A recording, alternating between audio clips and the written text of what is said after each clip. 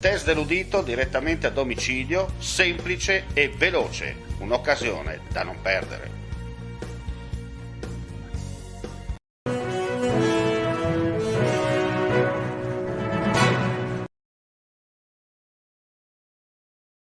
Di nuovo buon pomeriggio gentili amici e amiche, ben ritrovati con l'informazione su friulitv.net. Apriamo subito con un incidente stradale avvenuto questa mattina in provincia di Pordenone. Tamponamento a catena tra due furgoni e tre auto questa mattina a Montereale e Valcellina. Il sinistro si è verificato verso le 10:30, causa in corso da parte della polizia stradale di Spilimbergo, intervenuta per i rilievi di legge e le dinamiche del sinistro. Per soccorrere i feriti, i vigili del fuoco assieme ai sanitari. I mezzi, tra cui due auto alimentate a metano e GPL, sono stati messi in sicurezza.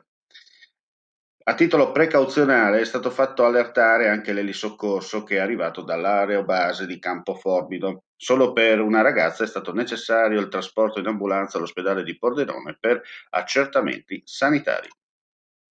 Ora ci spostiamo a Fiumicello per dire che i Vigili del Fuoco di Cervignano del Friuli, assieme ai colleghi del Comando Centrale di Udine, sono intervenuti questa mattina a Fiumicello per trarre in salvo un cavallo finito accidentalmente dentro un corso d'acqua.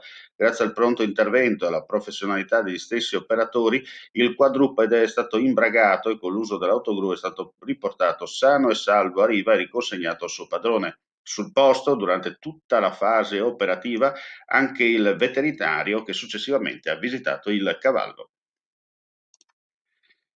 Andiamo a Lignano Sabbiadoro. È attivo da oggi l'ufficio della Polizia di Stato a Lignano Sabbiadoro. Gli uffici saranno ubicati nei locali messi a disposizione ed appositamente attrezzati dal Comune in Viale Europa Unita 98. Il telefono è 0431 057 411. Grazie all'impiego di personale e mezzi della Questura di Udine e dei due commissariati distaccati della provincia, verrà garantito, come ogni anno, il controllo del territorio nella località balneare friulana, proprio nel periodo di maggior afflusso di turisti. I servizi, svolti da pattuglie automontate, saranno finalizzati a prevenire e contrastare furti ed altri reati predatori e tutti quei comportamenti che offendono il decoro urbano e la quiete dei vacanzieri, nonché il rispetto delle misure di contenimento della pandemia. Ed ora un servizio. Per il Friuli Venezia Giulia parte da qui un modello esportabile, secondo lei? Ma sicuramente riuscire a connettere il mondo della ricerca con il mondo dell'impresa è quel passaggio fondamentale per essere competitivi, soprattutto nello scenario post-pandemia. Noi come amministrazione regionale abbiamo puntato proprio a due linee di grande sviluppo, ovvero quello della logistica e quello dell'innovazione. Questo è un esempio e penso che la partecipazione dei privati sia fondamentale perché questo progetto abbia successo. Assessore Rosolin, la visita del Ministro all'istruzione è una giornata importante, da cui parte un modello formativo.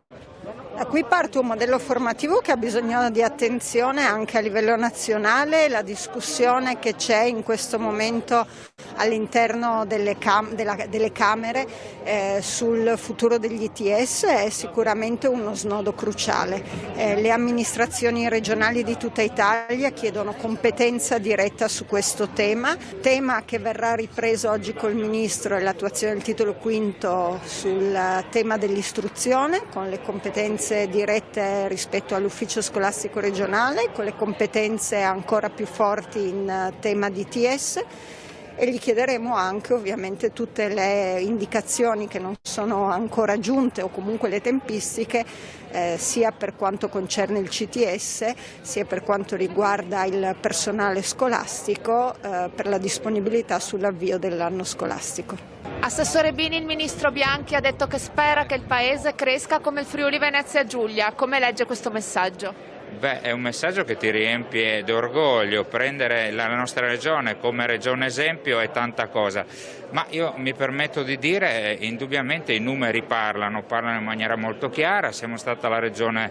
che più velocemente ha ripreso a macinare, siamo sia per quanto riguarda la produzione interna ma anche per quanto riguarda le esportazioni. C'è ancora molto da fare. E quello che abbiamo inaugurato oggi è un centro d'eccellenza che ci aiuterà a far sì che le nostre imprese, i nostri lavoratori e i nostri imprenditori siano fortemente qualificati per accettare le sfide del futuro.